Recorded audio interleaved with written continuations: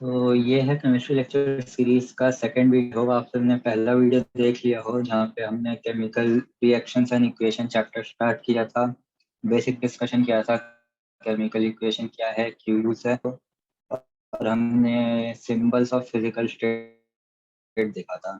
इस वाले वीडियो में हम देखने जा रहे हैं टाइप्स ऑफ केमिकल रिएक्शन, कितने टाइप के रिएक्शन होता है, कौन कौन से रिएक्शन होते हैं, उनके एग्जाम्पल क्या क्या होंगे। और नेक्स्ट वीडियो में हम बात करेंगे कोरोशन और रेंसिडिटी के बारे में, दो स्पेशल फिनोमिना हैं, और उसके साथ रहेंगे उस वीडियो में क्वेश्चंस आपके प्रैक्टिस के लिए। तो ये वीडियो हम शुरू करते हैं बिना किसी डिले के। तो आज का टॉपिक जिससे हमें स्टार्ट करना है वो है types of reaction. Types of chemical reaction. Chemical reaction के बहुत सारे टाइप हैं, और इस चैप्टर में हम जो टाइप्स डिस्कस करने जा रहे हैं वो कौन कौन से होंगे, तो देखते हैं। कॉम्बिनेशन रिएक्शन, डीकम्पोजिशन रिएक्शन, और हम देखेंगे डिस्प्लेसमेंट डिस्प्लेसमेंट रिएक्शन, और हम देखेंगे डबल डिस्प्लेसमेंट, और लास्ट जो रहेगा वो होगा आपका रिडक्शन ऑक्सीडेशन, जिसे हम शॉर्ट फॉर्म में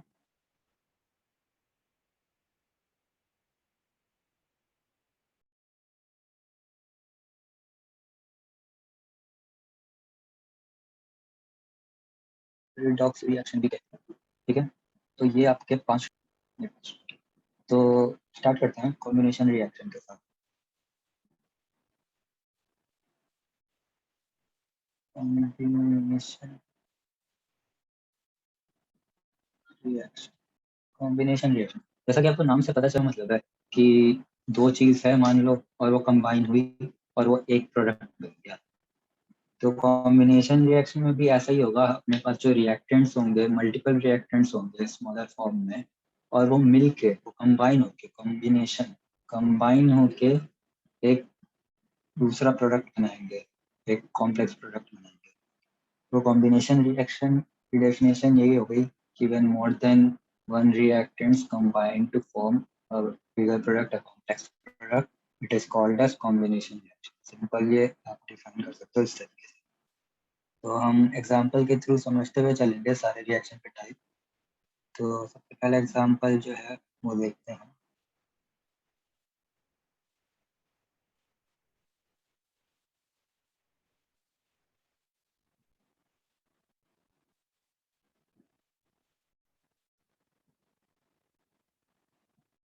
सॉरी ये मैंने गलत इक्वेशन लिख दिया, ये आगे आएगा आपका डिकम्पोजिशन के टाइप में। अभी हम देख रहे थे कॉम्बिनेशन रिएक्शन। कॉम्बिनेशन रिएक्शन का सबसे इजी एग्जांपल अगर हम बात करें तो कौन सा हो सकता है, वही है अपना सदाबहार इक्वेशन। अब आपको बैलेंस करना आ गया है, मैं आपको समझाऊंगा नहीं। आई होप आपने पिछला वीडियो देखा होगा, अगर देखा होगा तो आपको पता है ये टू टू क्यों है। और पिछला वीडियो देखा होगा तो आप एक और चीज़ पॉइंट आउट कर सकते हो कि यहाँ पे हमें इसका स्टेट मेंशन करना चाहिए। एक अच्छे बैलेंस्ड केमिकल रिएक्शन की पहचान है कंप्लीट होना चाहिए। तो ये कॉम्बिनेशन रिएक्शन है कि नहीं आप खुद चेक कर सकते हो।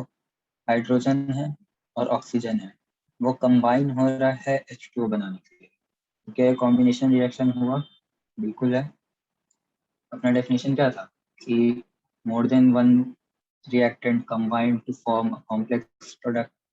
तो मोर देन वन रिएक्टेंट है, ये कंबाइन हो रहा है, हाइड्रोजन है ऑक्सीजन है, दोनों कंबाइन होकर एक केमिकल प्रोडक्ट बना रहा है बॉन्डेड स्टेट में H2O। ठीक है, और इसका क्या एग्जांपल हो सकता है?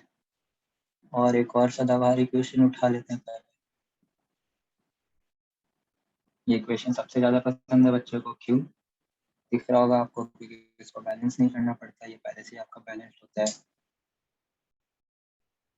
Carbon plus oxygen giving CO2।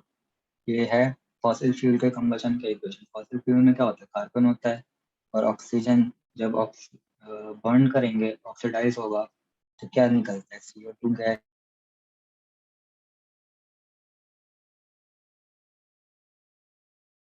Gaseous form में निकलती है वेपर के फॉर्म में, ऑक्सीजन कंबाइन होकर ही तो CO2 बना रहा है। तो ये आपका combination reaction.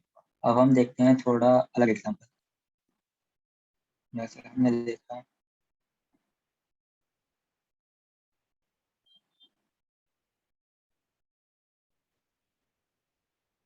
CH4 plus O2 giving CO2 plus H2। ये बैलेंस्ड इक्वेशन नहीं है, अब मैं बैलेंस स्टेट में नहीं लिखूंगा। अब मेरा मोटिव है आपको बस ये समझाना। तो ये रिएक्शन थोड़ा सा इन दोनों से डिफरेंट है। कैसे डिफरेंट है आपको दिख रहा होगा, इन दोनों में दो दो रिएक्टेंट थे, दोनों कंबाइन होकर सिंगल प्रोडक्ट बना रहे थे, पर यहाँ पे दो रिएक्टेंट है और दो ही प्रोडक्ट बन रहे हैं। तो आप कहोगे कि नहीं ये तो कॉम्बिनेशन रिएक्शन है ही नहीं। पर कॉम्बिनेशन रिएक्शन के डेफिनेशन में मैंने कभी भी ऐसा नहीं बोला कि वो एक ही प्रोडक्ट बनाएगा। मैंने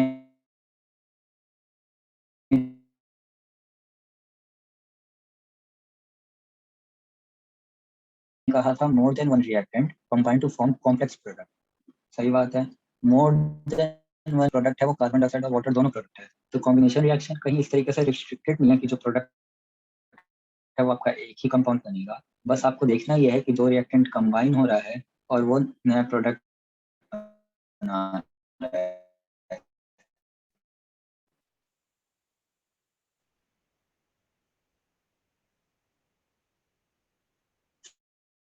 ठीक है, कंबशन करा लो, ऑक्सीडेशन करा लो, और ये कंबाइन होके कार्बन और ऑक्सीजन के मॉलिक्यूल कंबाइन होके आपका CO2 बना रहा है।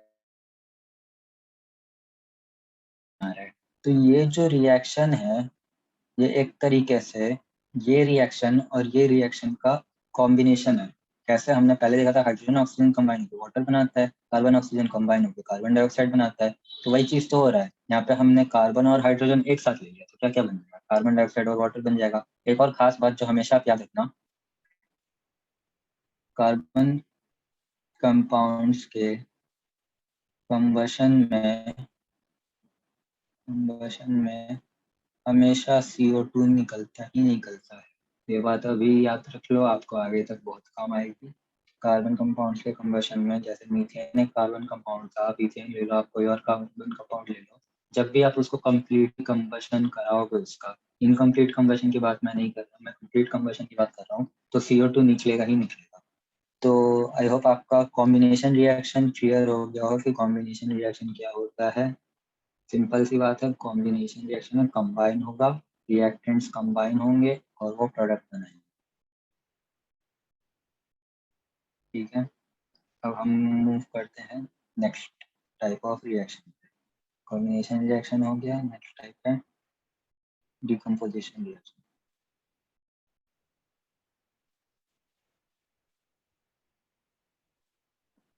डिकम्पोजिशन डिकम्पोजिशन रिएक्शन क्या है? डिकम्पोजिशन एक इंग्लिश टर्म है। डिकम्पोजिशन का मतलब होता है कोई चीज टूटना।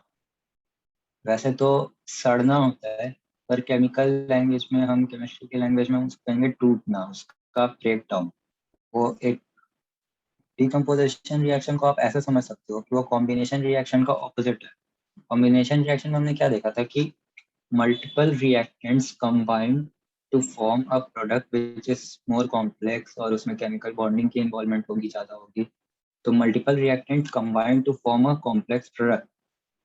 और अब हम क्या कर देंगे, इसका उल्टा कर देंगे। हमारे पास पहले से ही एक कॉम्प्लेक्स प्रोडक्ट है, मतलब एक कॉम्प्लेक्स कंपाउंड है, प्रोडक्ट तो नहीं कहेंगे क्योंकि अब वो रिएक्टेंट साइड पे आने वाला है।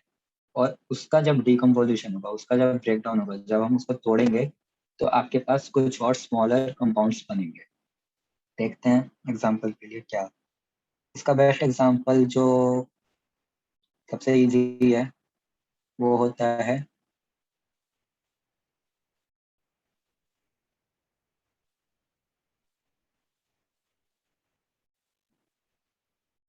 CaCO3 plus heat giving CaO plus CO।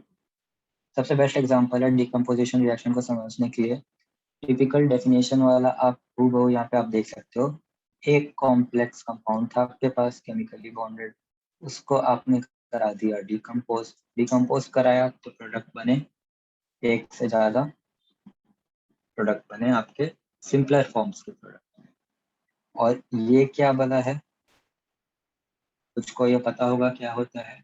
जिनको नहीं पता मैं बता दूं, ये जो ट्रायंगल है ये हीट का सिंबल होता है।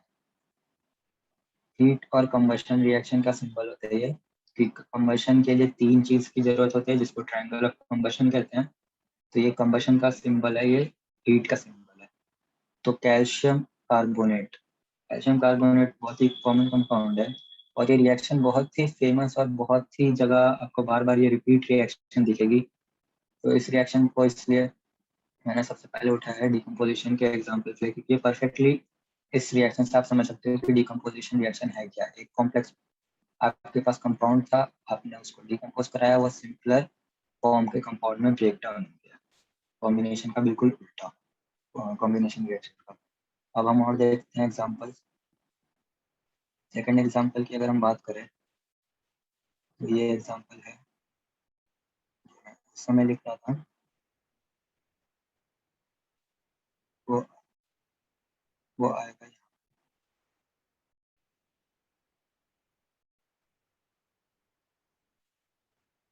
यहाँ पे हमने देखा FeSO4 है, फेरस सल्फेट है। उसका जब हम डिकम्पोजिशन कराएंगे तो वो बन जाएगा फेरिक ऑक्साइड SO2 और SO3। ठीक है, तो ये डिकम्पोजिशन रिएक्शन क्यों है, वापस अपने डेफिनेशन पे जाइए।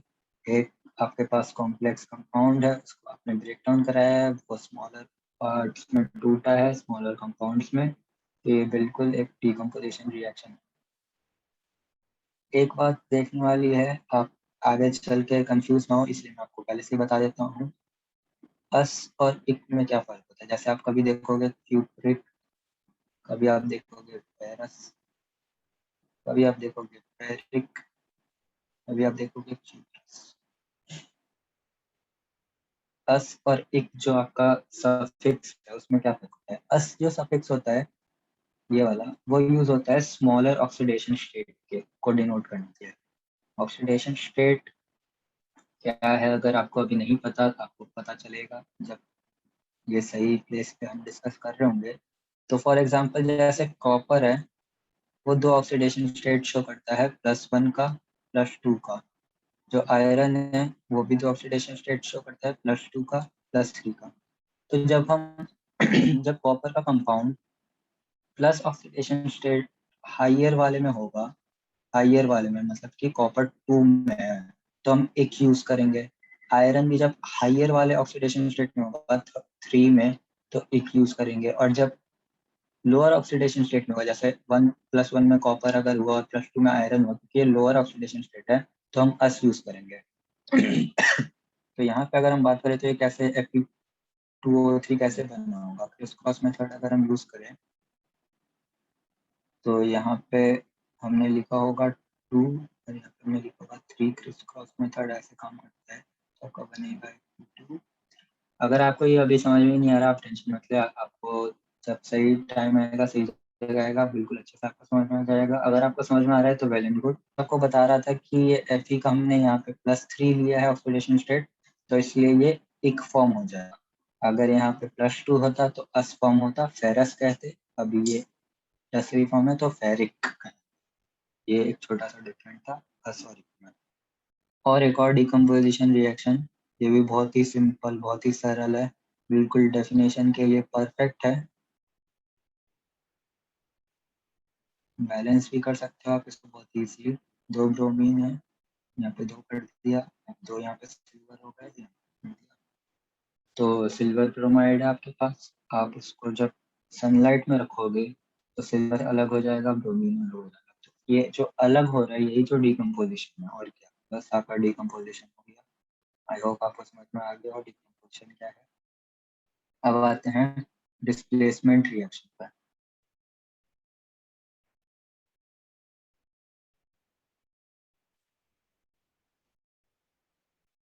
डिस्प्लेसमेंट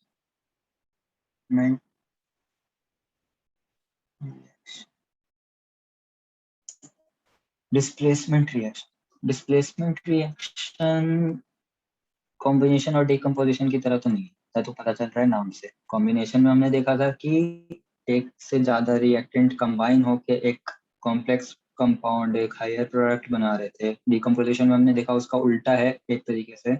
एक आपके पास कॉम्प्लेक्स कंपाउंड ब्रेक होके स्मॉलर मॉलिक्यूल्स स्मॉलर कंपाउंड बना रहा था, वो था डिकम्पोजिशन। डिस्प्लेसमेंट थोड़ा सा अलग है। डिस्प्लेसमेंट नाम से पता चल रहा है आपको कि डिस्प्लेस हो रहा है कुछ, डिस्प्लेसमेंट रिएक्शन। क्या डिस्प्लेस हो रहा है, कैसे डिस्प्लेस हो रहा है, बात करते हैं।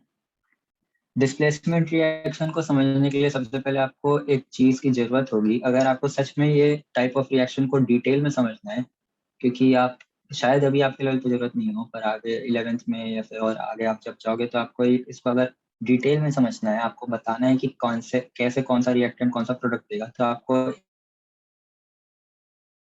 एक चीज की जरूरत पड़ेगी जिसको कहते हैं रिएक्टिविटी सीरीज। रिएक्टिविटी सीरीज क्या होता है? सारे जो एलिमेंट है उनकी बराबर रिएक्टिविटी नहीं होती है। आपको पता होगा कोई एलिमेंट ज्यादा रिएक्ट करता है, कोई कम रिएक्ट करता है, कोई बिल्कुल रिएक्ट ही नहीं करता ऑलमोस्ट। तो रिएक्टिविटी सीरीज एक सीरीज है जिसमें एलिमेंट्स को ऑर्डर के फॉर्म में लिखा है कि वो किस तरीके से रिएक्ट करते हैं। कोई एलिमेंट अगर ज्यादा रिएक्ट करता है, फॉर एग्जाम्पल जैसे कि पोटेशियम है, लिथियम है, ठीक है। कोई एलिमेंट हो सकता है कम रिएक्ट करता हो, हाइड्रोजन हो गए, कॉपर हो गया। कोई एलिमेंट बहुत ही कम रिएक्ट करता हो जैसे कि सिल्वर हो गया, गोल्ड हो गया। तो इस तरीके से रिएक्टिविटी सीरीज को बनाया गया है जिसमें हाईएस्ट रिएक्टिव जो एलिमेंट्स है उनको सबसे ऊपर रखा गया है और जिन नीचे नीचे आते आते रिएक्टिविटी कम होते रहती है। हाइड्रोजन को हम यहाँ पे मानते हैं एक डिफ्रेंशिएट करता है। हम इसके बाद हाइड्रोजन के विद रिस्पेक्ट में बताते हैं कि इसकी पोजीशन कैसे है। हाइड्रोजन के नीचे एलिमेंट आते हैं मतलब कम रिएक्टिव है, हाइड्रोजन के अगर ऊपर आते हैं मतलब कि वो ज्यादा रिएक्टिव है। तो हाइड्रोजन एक मार्कर है यहाँ पे वो सेपरेशन लाइन होती है कि इसके ऊपर वाले हाई रिएक्टिव है, इसके नीचे वाले लेस रिएक्टिव है। तो ये रिएक्टिविटी सीरीज आपको मिल जाएगा रेफरेंस बुक में या तो इंटरनेट पे, अगर आपको एक्चुअली में समझना है कि रिएक्टेंट से प्रोडक्ट कैसे बनता है। क्योंकि देखो केमिस्ट्री में दो चीजें कर सकते हो, या तो आप रिएक्शन रट सकते हो या तो आप एक्चुअली समझ सकते हो कि वो रिएक्शन में रिएक्टेंट्स वही प्रोडक्ट स्पेसिफिक क्यों बना रहा है। केमिस्ट्री आप जब जैसा भी स्टार्ट करोगे तो आपको स्टार्टिंग में दिक्कत होगी। मुझे पहले बहुत दिक्कत होती थी स्टार्टिंग में, समझ में नहीं आता था कि इस रिएक्टेंट से ये प्रोडक्ट क्यों बना, यहाँ पे ये फॉर्मूला क्यों आया, ये क्यों हुआ। क्योंकि अगर आप उसको रटने की कोशिश करोगे तो आप कितने रिएक्शन रट लोगे, मैक्सिमम 10 15 20 30 50, पर आपके केमिस्ट्री में कितने अनगिनत रिएक्शंस आएंगे। तो सबसे अच्छा होगा आपके लिए समझने के लिए कि वो स्पेसिफिक प्रोडक्ट ही क्यों बन रहा है। हर रिएक्शन पे थोड़ा टाइम दीजिए, 1 2 मिनट सोचिए कि इस रिएक्टेंट से ये प्रोडक्ट ही क्यों बना। तो डिस्प्लेसमेंट रिएक्शन को समझने के लिए रिएक्टिविटी सीरीज आपके लिए जरूरी है, और उसके बाद ही आप बता पाएंगे कि ये प्रोडक्ट ही क्यों बना। तो डिस्प्लेसमेंट रिएक्शन के हम एग्जांपल आते हैं, उससे बात और क्लियर होगी कि मैं क्या आपको बोलना चाह रहा हूँ। एग्जांपल के लिए हम बात करते हैं NO2SO4 plus BaCl2 give BaSO4।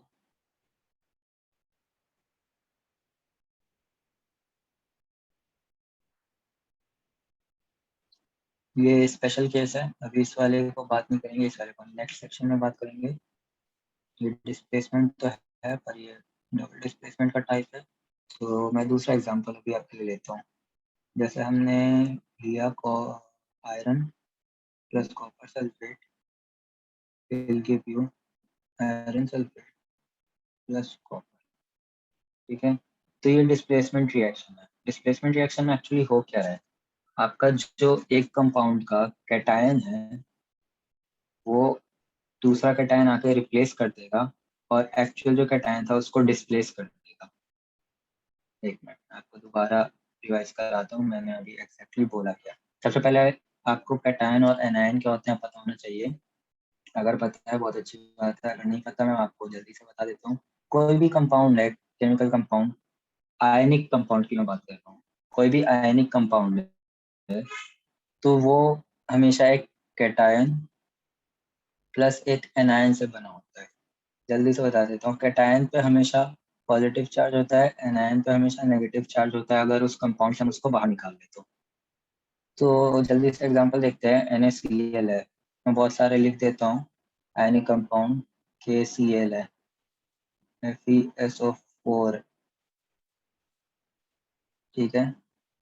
तो यहाँ पे कैटायन क्या है, Na कैटायन है, K कैटायन है, Fe कैटायन, ये है कैटायन।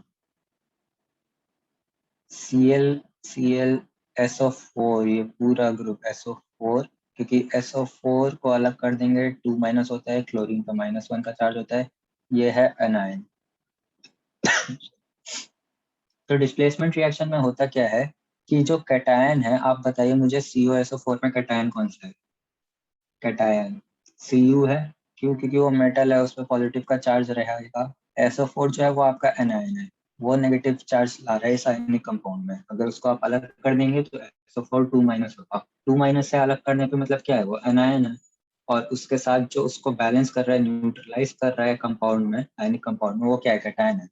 तो Cu है आपका कैटायन, ठीक है। मैंने कहा था कि एक जो एटम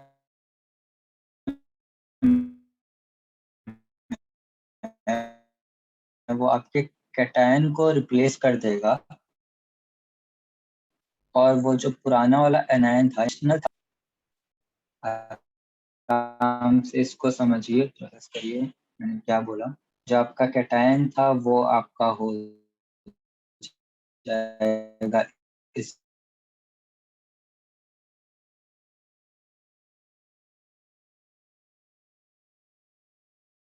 वाले एटम से रिप्लेस। हम बनाने में भी हम करके देख सकते हैं। ये रिएक्शन में एक खास बात है, खास बात ये है कि इस रिएक्शन में कलर पता चल सकता है। इस रिएक्शन को देख के हम बता सकते हैं कि रिएक्शन हो रहा है कि नहीं हो रहा है। कॉपर सल्फेट का खास बात यह है कि ब्लू कलर का होता है,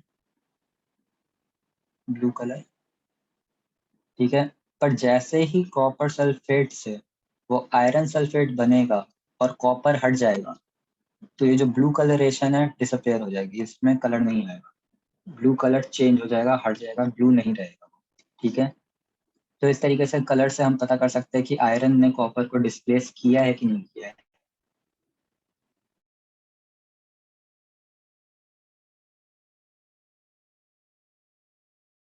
अब Mg प्लस ले लेते हैं CuSO4। CuSO4 का रिएक्शन मिक्सचर बहुत इजीली अवेलेबल होता है। इसमें आपको बस आयरन के स्ट्रिप्स, मेटल के स्ट्रिप, जो भी आपको चाहिए वो आप डाल के चेक करते रहिए, तो ये हो जाएगा रिएक्शन। वापस से देख लेते हैं, कैटायन को कैटायन ने रिप्लेस किया, ये वाला कैटायन आ गया अलग, और ये इस वाले कैटायन ने कंपाउंड बना लिया एनायन के साथ। तो ये एक्चुअली में हुआ क्यों? रिएक्टिविटी सीरीज की बात कहाँ आती है? रिएक्टिविटी सीरीज की बात यहाँ आती है। अच्छा, पहले मैं इसमें, ये मैंने आपको पूरा रिएक्टिविटी सीरीज नहीं बताया, वो एक्चुअली बहुत लंबा होता है। अभी के लेवल के लिए आप ये शायद पूरी याद करनी जरूरी नहीं होगी, आपको एक तरफ आइडिया होना चाहिए कि कौन सा एलिमेंट कहाँ आता है। तो जो आपका Mg और Fe है वो हाइड्रोजन के ऊपर आते हैं, ठीक है।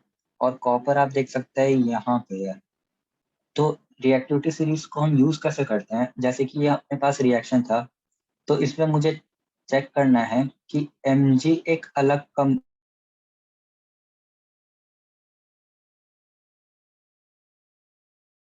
Mg एक अलग एलिमेंट है कॉपर सल्फेट के। तो हमें चेक करना है कि Mg क्या कॉपर को डिस्प्लेस कर पाएगा उसके सल्फेट वाले फॉर्म से। Mg ने डिस्प्लेस किया तभी तो MgSO4 बन गया अब अपने पास। तो हमें ये चेक करना था कि Mg क्या डिस्प्लेस कर पाएगा कॉपर को। तो उसके लिए अब हम यूज करते हैं रिएक्टिविटी सीरीज। हम देखेंगे कि हाइड्रोजन के ऊपर Mg है, Mg तो यहाँ पे आ रहा है कहीं। कॉपर हम देखेंगे हाइड्रोजन के नीचे है, तो Mg ज्यादा रिएक्टिव है, रिएक्टिविटी सीरीज Mg ज्यादा रिएक्टिव है। अब खुद सोचियो कि अगर दो दो लड़कों की लड़ाई हो जाए, एक है लड़का बहुत ही प्रोफेशनल बॉक्सर, बहुत ही रिएक्टिव, बिल्कुल उसको दे दे के खत्म कर देगा, मार देगा, और दूसरा जो है बच्चा, वो बेचारा भोला भाला सा है, वो इनोसेंट सा है, वो आएगा हाइड्रोजन के नीचे, उसको लड़ाई झगड़ा पसंद ही नहीं है, तो क्या वो तो पिट पिटा के वापस आ जाएगा। तो सेम चीज हो रहा है, कॉपर जो है बेचारा वो है हाइड्रोजन के नीचे, Mg के साथ आपने उसका मैच करवा दिया, Mg तो है इतना ऊपर। आयरन के साथ अभी थोड़ी देर पहले कॉपर का मैच कराया था, आयरन भी है इतना ऊपर। तो वो तो बेचारा कॉपर को तो हार नहीं था, तो क्या हुआ, हारा तो उसने अपना पोजीशन लूज कर दिया, उसने कैटायन से अपना पोजीशन लूज करके हार के बेचारा वो अलग चला गया, हार के वो अलग चला गया सॉलिड फॉर्म में, आपको ऐसी अलग फॉर्म में आ गया। और जो इसका एक्चुअल एनायन था उसको किसने हड़प लिया? उसको दूसरे वाले कैटायन ने हड़प लिया। यहाँ पे Mg था, यहाँ पे Fe था। तो इस वजह से रिएक्टिविटी सीरीज के यूज आता है। अब अगर मैं बात करूं, सपोज अब हम सिनेरियो उल्टा करके एक बार चेक करते हैं, फिर क्या होगा। अगर हमने बात किया कि कॉपर को हम अलग से डालते हैं, MgSO4 का हम सॉल्यूशन ले लेते हैं, तो क्या अपने पास रिएक्टेंट आएंगे। अगर किसी ने रट्टा मारा होगा, सीधी सीधी बात मैं आपको बता रहा हूँ, अगर किसी ने रट्टा मारा होगा और ये क्वेश्चन एग्जाम में आता है, तो क्या बोलेगा, वो कहेगा अच्छा ये तो डिस्प्लेसमेंट रिएक्शन सा लग रहा है, कॉपर को यहाँ पे डाल दो, Mg हट जाएगा, बन जाएगा कॉपर सल्फेट, ठीक है, और Mg अलग से आ जाएगा प्लस, और उसको इस पे मिल जाएगा कितने नंबर, 0 नंबर मिल जाएगा। गलत है बिल्कुल। क्यों गलत है? क्योंकि मैंने अभी बात की रिएक्टिविटी सीरीज। ऐसा नहीं है कि जब भी मैच होगा तो ये इस पोजीशन पे जो बंदा होगा उसको जीतना ही जीतना है। रिएक्टिविटी सीरीज का फिर रोल ही कहाँ गया? उस पर्टिकुलर एलिमेंट की हमने बात ही कहाँ की? रिएक्टिविटी सीरीज से हम उसको चेक करेंगे। रिएक्टिविटी सीरीज से हमने चेक किया, हाइड्रोजन के नीचे कॉपर आता है, Mg इतना ऊपर आता है, तो क्या वो जो मासूम सा बंदा था जिसको बॉक्सिंग वॉक्सिंग का कोई आइडिया नहीं है, क्या वो इतने बड़े बंदे को मार के उसको डिस्प्लेस करके उसका एनायन हथिया लेगा? पॉसिबल ही नहीं है। तो इस वाले केस में इस वाले केस में ये प्रोडक्ट बिल्कुल नहीं बनेंगे। इस वाले केस में हमें सीधा लिखना है no reaction.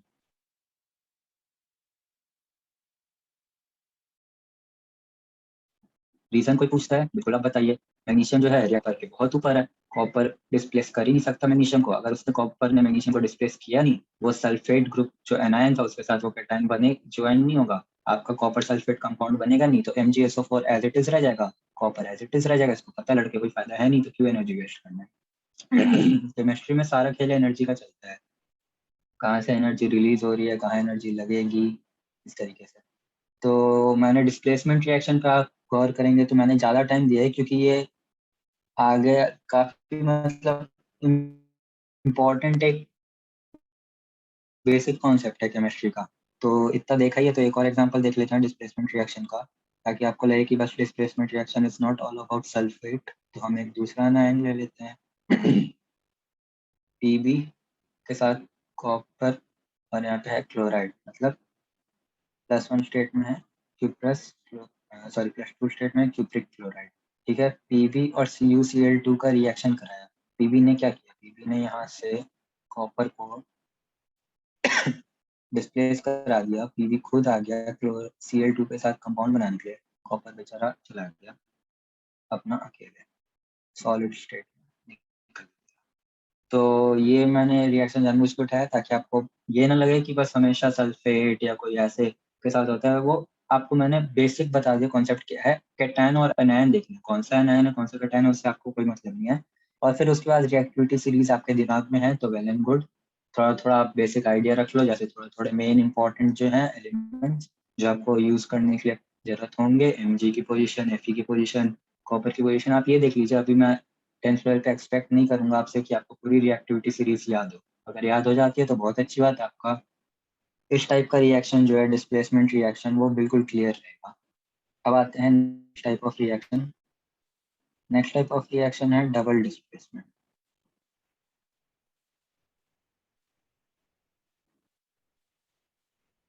Double displacement reaction special type of displacement reaction ही है। फॉर एग्जांपल मैं आपको दिखाता हूँ।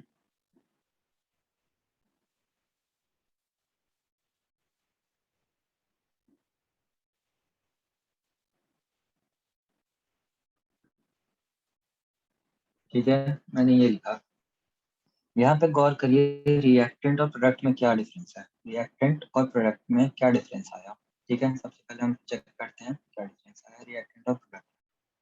सल्फेट था आपका एनायन, ठीक है। आई होप अभी आपको एनायन और कैटायन जब मैं वर्ड यूज कर रहा हूँ तो आपको समझ में आ गया हो कि एनायन क्या है कैटायन क्या है। अगर आपको ये नहीं समझ आया आप कमेंट में लिखिए, मैं आपको फिर से अच्छे से समझाऊंगा, वहाँ पे रिप्लाई करूंगा। आपको जो भी डाउट आ रहे हो वीडियो के दौरान आप कमेंट करते जाइए, आपको रिप्लाई तुरंत मिल जाएगा।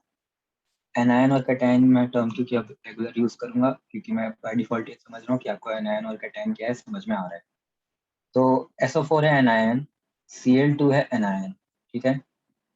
Na है कैटायन, Ba है कैटायन, ठीक है। अब हम देखते हैं प्रोडक्ट साइड में क्या हुआ है। प्रोडक्ट साइड में हुआ ये है कि जो Ba कैटायन था Cl के साथ वो तो चला गया है अब SO4 के साथ, और जो Na कैटायन था SO4 के साथ वो चला गया है Na कैटायन Cl के साथ, anion के साथ। तो यहाँ पे हुआ क्या, यहाँ पे डिस्प्लेसमेंट रिएक्शन ही हुआ है, पर यहाँ पे ऐसा हुआ है कि जो फाइट हुई है उसमें कोई जीता नहीं है, वो ड्रॉ हुआ है। जो यहाँ पे हम फाइट की बात कर रहे थे कि एक कोई है वो जीत के दूसरे का एनायन छीन लेगा, तो वो केस नहीं हुआ। यहाँ पे फाइट इतनी ज्यादा इंटरेस्टिंग और इतने ज्यादा बराबर लेवल पे चला है कि दोनों ने एक दूसरे को डिस्प्लेस कर दिया, दोनों ने अपना अपना एनायन एक दूसरे के साथ एक्सचेंज कर दिया। तो जब Na2SO4 ने एनायन अपना चेंज किया BaCl2 के साथ, तो SO4 हट गया और Cl एनायन आ गया BaCl2 की वजह से। जब BaCl2 ने अपना एनायन चेंज किया तो एनायन दूसरा आ जाएगा, SO4 आ जाएगा और BaSO4 बन जाएगा। और ये जो BaSO4 है ये आपका प्रेसिपिटेट बनाता है PPT। तो आपको ये रिएक्शन भी पता चल जाएगा कि ये रिएक्शन हो रही है, आपको देख के पता चल जाएगा। तो डबल डिस्प्लेसमेंट रिएक्शन में यही है, नाम में ही पता चल रहा है। अगर आपको डिस्प्लेसमेंट रिएक्शन समझ में आ गया हो अच्छे से तो आपको डबल डिस्प्लेसमेंट रिएक्शन में कोई दिक्कत नहीं होगी। डबल डिस्प्लेसमेंट है, दोनों एक दूसरे को डिस्प्लेस कर रहे हैं। सिंगल डिस्प्लेसमेंट का सिर्फ डिस्प्लेसमेंट बस एक डिस्प्लेस करेगा, तो कोई ज्यादा डिफिकल्ट बात है नहीं इसमें समझने के लिए। अब आते हैं लास्ट टाइप ऑफ रिएक्शन। ये रिएक्शन बहुत ही इंपॉर्टेंट है, बहुत ज्यादा इंपॉर्टेंट है। इस पे अलग से चैप्टर है 11th क्लास का पूरा, रिडॉक्स रिएक्शन के नाम से। अभी आपको बस एक पैराग्राफ पढ़ना है, 11th क्लास का पूरा एक चैप्टर है इसके नाम से। तो इसलिए आप अपना बेसिक्स क्लियर रख के चलिए यहाँ से ही, ताकि आपको आगे जाके कोई दिक्कत ना हो। रिडॉक्स रिएक्शन में आपको समझाने की पूरी कोशिश करूंगा, कैसे होता है बहुत ही इजी वे में। तो फिर से हम वही करते हैं जो हम करते आ रहे हैं अभी तक, एग्जाम्पल के थ्रू समझने की कोशिश करते हैं, ठीक है।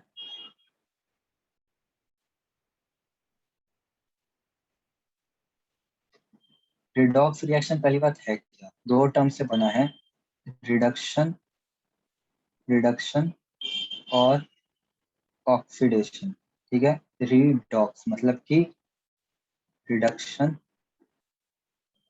और प्लस ऑक्सीडेशन। सिर्फ रिडक्शन और सिर्फ ऑक्सीडेशन होगा तो हम बस उसको या तो रिडक्शन रिएक्शन बोलेंगे या ऑक्सीडेशन रिएक्शन बोलेंगे। अगर एक ही रिएक्शन में दोनों हो रहा होगा तो हम उसको बोलेंगे रिडॉक्स रिएक्शन। क्यों? क्योंकि एक ही में दोनों हो रहे हैं, रिडक्शन भी हो रहा है ऑक्सीडेशन भी हो रहा है।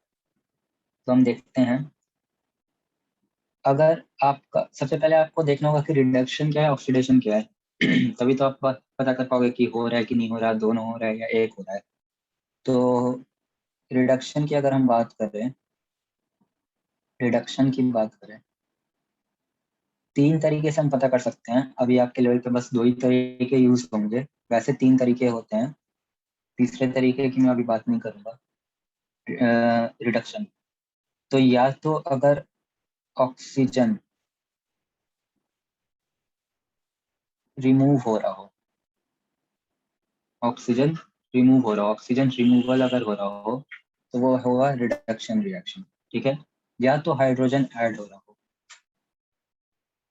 हाइड्रोजन ऐड हो रहा हो तो वो हो जाएगा रिडक्शन रिएक्शन। क्या क्या मैंने बोला, ऑक्सीजन रिमूव हो रहा हो, हाइड्रोजन ऐड हो रहा हो, तीसरा भी होता है इलेक्ट्रॉन से, उसकी अभी हम बात नहीं। किसी रिएक्शन में ऑक्सीजन ऐड हो रहा हो, सॉरी ऑक्सीजन रिमूव हो रहा हो या हाइड्रोजन ऐड हो रहा हो तो वो हो गया रिडक्शन रिएक्शन।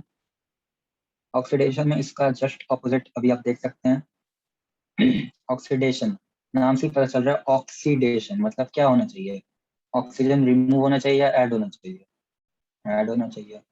ऑक्सीजन ऐड हो रहा है तो हाइड्रोजन क्या होना चाहिए, हाइड्रोजन रिमूव होना चाहिए।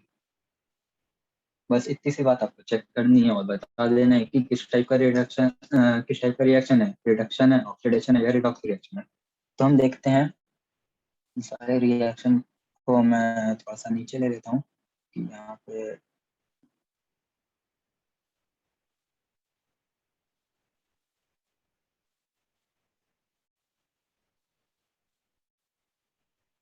एक मिनट बस। Copper plus H2। तो इस वाले रिएक्शन को हम वापस आते हैं। अब हमें देखना है कि कहाँ पे क्या चल रहा है, रिडक्शन हो रहा है या ऑक्सीडेशन हो रहा है। एक एक करके हम देखेंगे। सबसे पहले हमने देखा CuO, ठीक है, रिएक्टेंट साइड पे देख लिया सी। प्रोडक्ट साइड पे जाते हैं, कॉपर का कॉपर का के साथ क्या हुआ। कॉपर अब अकेला हो गया है, कॉपर के साथ ऑक्सीजन जो कंबाइन था वो हट चुका है, ठीक है। कॉपर के साथ जो ऑक्सीजन था वो हट चुका है, मतलब क्या हुआ है, ऑक्सीजन का रिमूवल हुआ है। ऑक्सीजन का रिमूवल, तो आप देखेंगे ऑक्सीजन का रिमूवल क्या था, ऑक्सीजन का रिमूवल था किसके अंडर है, रिडक्शन के अंडर है। तो ये जो कॉपर ऑक्साइड का हुआ है, वर्ड्स पे ध्यान दीजिए क्योंकि आपके वर्ड में ही गलती होगी। ये सबको पता चल जाता है रिडक्शन हुआ है या ऑक्सीडेशन हुआ है। हुआ है यहाँ पे रिडक्शन है, पर आपसे पूछेगा किसका रिडक्शन हुआ है। दो ऑप्शन आपको दे देंगे, CuO और Cu। और मैं बता रहा हूँ कम से कम 75% जो जनता होगी वो फटाक से Cu पे टिक कर देंगे और खुशी खुशी वापस आ जाएंगे कि मैंने तो सही कर दिया। पर वो गलत हो जाएगा, क्योंकि आपको जब भी ये बताना है कि किसका रिडक्शन हुआ है या किसका ऑक्सीडेशन हुआ है, तो आप हमेशा रिएक्टेंट साइड से बताएंगे। किस साइड से बताएंगे, रिएक्टेंट साइड से बताएंगे। रिएक्टेंट साइड पे क्या था अपने पास, क्या रिएक्टेंट साइड पे Cu था, नहीं। क्या था अपने पास, CuO था। तो हम क्या कहेंगे, रिडक्शन हुआ है CuO का। फिर से इस पे मैंने इसलिए स्ट्रेस दिया कि यहाँ से गलती करते हैं बच्चे, बहुत कंफ्यूज होते हैं। उनको ये पता चल जाता है कि रिडक्शन हुआ है, पर वो कह देंगे Cu का रिडक्शन हुआ है।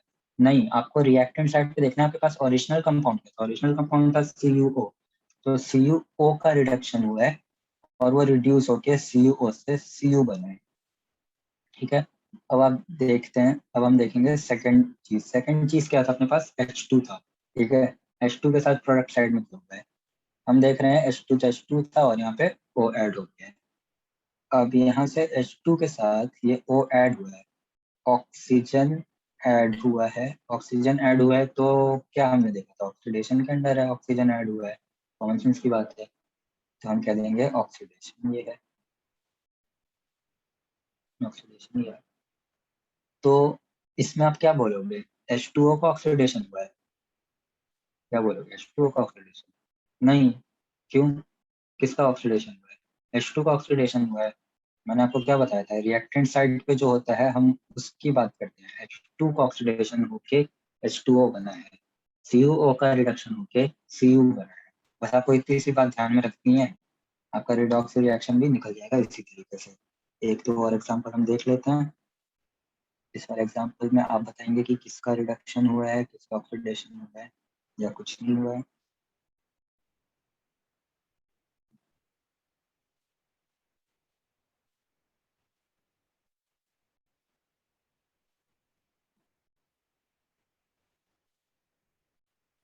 ठीक है, मैंने ये रिएक्शन लिखा।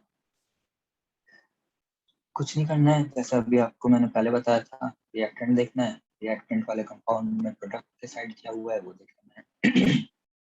MnO2 दिख रहा है, प्रोडक्ट के साइड हमें O रिप्लेस हुआ दिख रहा है क्लोरीन के साथ।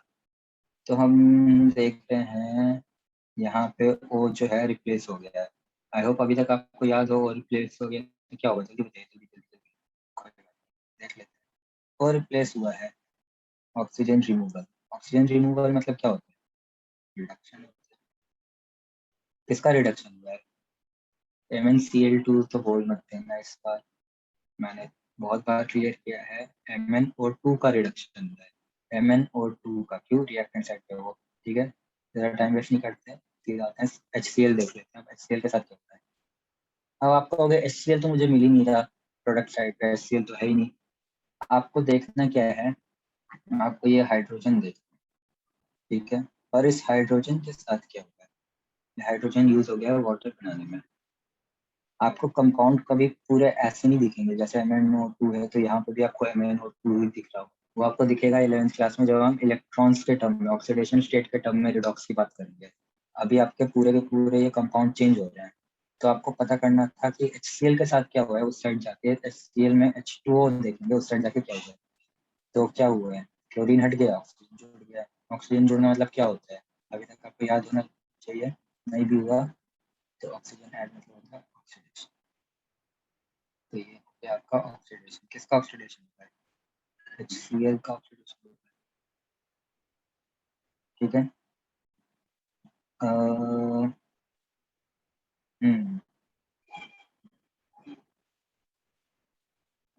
तो ये है बात रिडॉक्स रिएक्शन की, और इसके साथ सारे टाइप के रिएक्शन हमने कवर कर लिए। कंबशन हो गया, डिकम्पोजिशन हो गया, डिस्प्लेसमेंट हो गया, डबल डिस्प्लेसमेंट हो गया, और रिडॉक्स भी हो गया।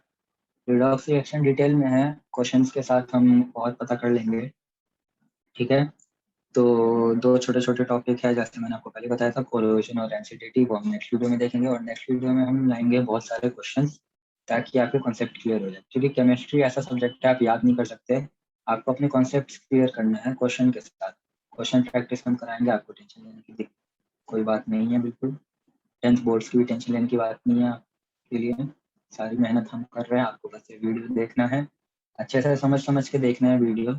अपने फ्रेंड्स को बताइए, चैनल के बारे में शेयर करिए, वीडियो पसंद आया हो तो लाइक करिए, चैनल को सब्सक्राइब जरूर करिए। आप फॉलो अप क्वेश्चंस बिल्कुल मिस करना नहीं चाहेंगे, क्योंकि आपका फ्रेंड कोई और देख के एडवांटेज ले जाएगा आपके ऊपर। देखते रहिए अपना चैनल।